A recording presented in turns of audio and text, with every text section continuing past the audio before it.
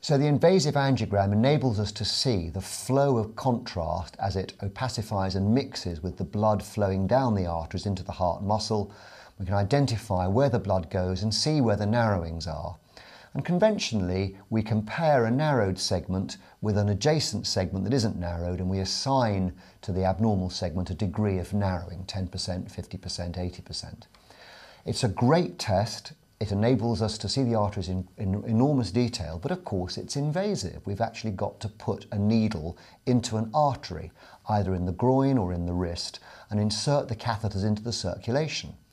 But although it's a safe test, it's not one that you can repeat easily because it does have a measurable risk. And in addition, there is a radiation burden to the patient. So CT angiography offers a fantastic alternative that you can do non-invasively or no more invasively than having a needle put in a vein to take a blood test. And it can be done on an outpatient basis with a zero risk, really. The problem has been that up until now, the CT scanners that we've had have been limited in several ways. First of all, the radiation dose is quite high because you need several heartbeats to build up the picture. Secondly, the resolution or the ability to see something has been limited by the number of slices. And thirdly, it's just not been possible to see the whole heart in one field of view. And this has led to things called step artifacts, where radiologists and cardiologists scratch their head and say, well, the artery's dropped out there. Is it because it's blocked or is it because it's gone out of view? We're not really sure. And although it's been great for people with absolutely no evidence of heart disease whatsoever, it's been very limited in its application. Now, the new scanner, the Aquilion scanner, has solved many of these problems. First of all, it's got a larger field of view and many, many more slices, which means that you can sample the contrast flowing through the heart in 1 or 2 heartbeats.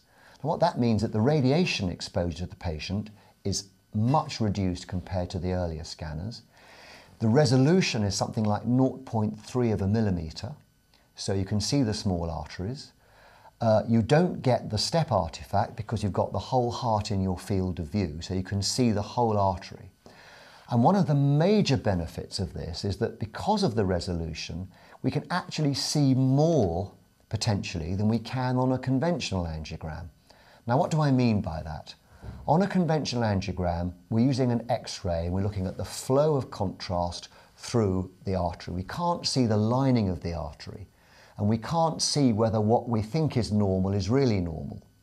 The beauty of this test is that not only do we see the contrast flowing through, but using the various X-ray characteristics of different sort of plaque, we can differentiate very soft plaque that I talked about before, the one that's dangerous and where the top breaks off and might kill people. We can see that lining the artery, and you can't see that on a conventional angiogram.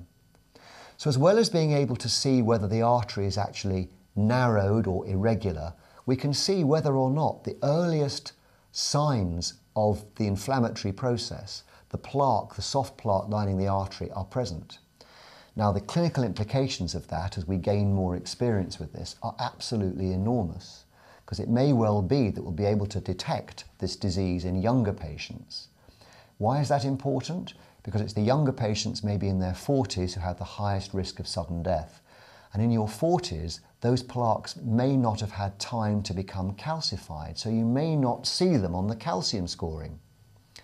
And for example, if you're a patient with a calcium score of 0, but with lots of risk factors, and if you can see the soft plaque, you would initiate preventative therapy even though the calcium score was 0.